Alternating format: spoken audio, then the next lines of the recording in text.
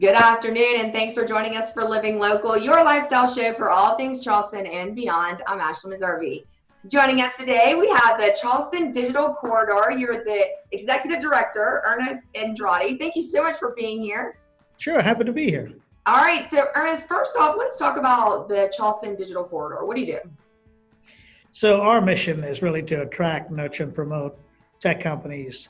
Translation, we're here to grow the tech economy because the tech economy it's very clean in terms as an industry, and it's high wage. So we've got to we recognize there was an issue with the wages being stagnant in this town for a couple of decades, and so in 2000, and during a recessionary time, we decided to launch the initiative. We started with about 17 tech companies that we identified. Today we have just over 450 companies and growing.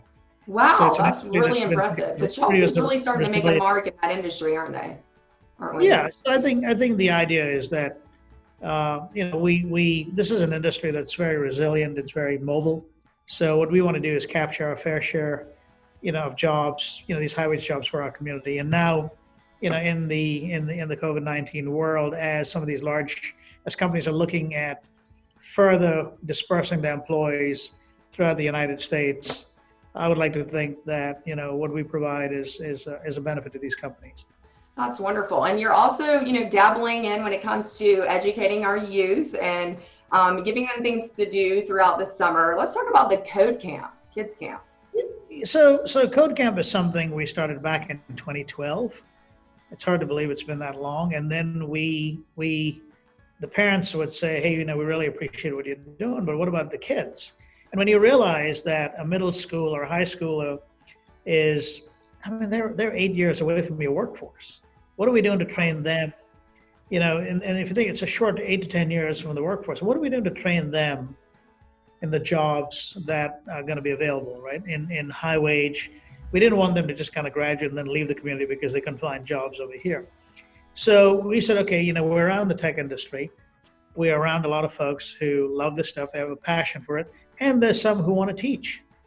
So as it turns out, it was really a great situation where we didn't need to go and spin up a whole organization just to kind of teach code. We had all these people who we were already interacting with organizationally, and the company's like, what can we do? What can we do to give back?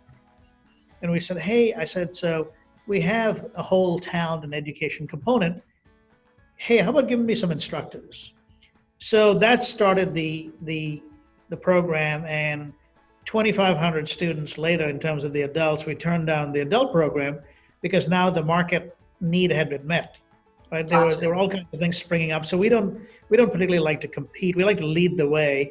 And then when other things like the educational institutions come up, there's great programming at Trident Tech right now if you want to learn software engineering, College of Charleston, Citadel.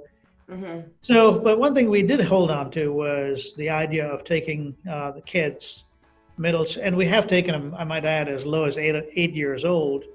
But we realized that the best thing to do is kind of focus on the middle school kids. And why middle school kids?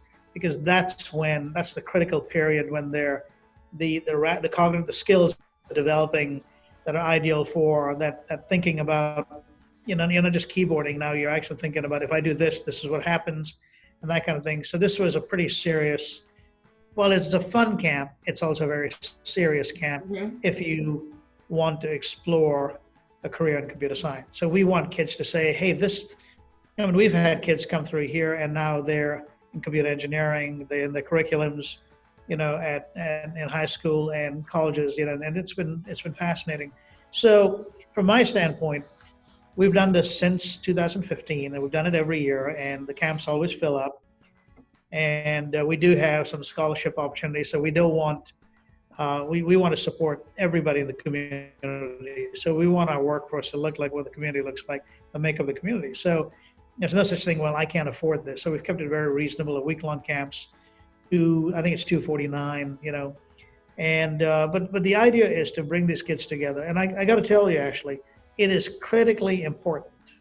We're in a world now where everybody thinks they can push everything virtually and through Zoom and all these other tele apps. But the reality is, for children who don't know if it's the introduction to this world. It's not just coming together to learn, but it's also to kind of learn how to team with others. It's also learning that you can ask any question. So we have our kids program is taught by two 19-year-old kids who've been doing it since they were 17. That's awesome. They can relate to the children, and if the kids feel comfortable, there's no such thing as I don't know. They get special coaching, and so the idea is to, yes, you're learning how to code, but we're also making it fun. Gotcha. Right? So, and I think it's there's a lot of things we just delivered West Edge, which is a big building close to MUSC. We're working on the tech center, to accommodate companies. But to me, if you ask me, from a priority standpoint, as I like to tell my friends, talent is the currency of the 21st century. So if you can learn the right talents, you can write, you can say, hey, listen, today I want to work, and we've got companies. You do whatever you want to. Have right? offices from Mexico to Singapore. Where do you want to work?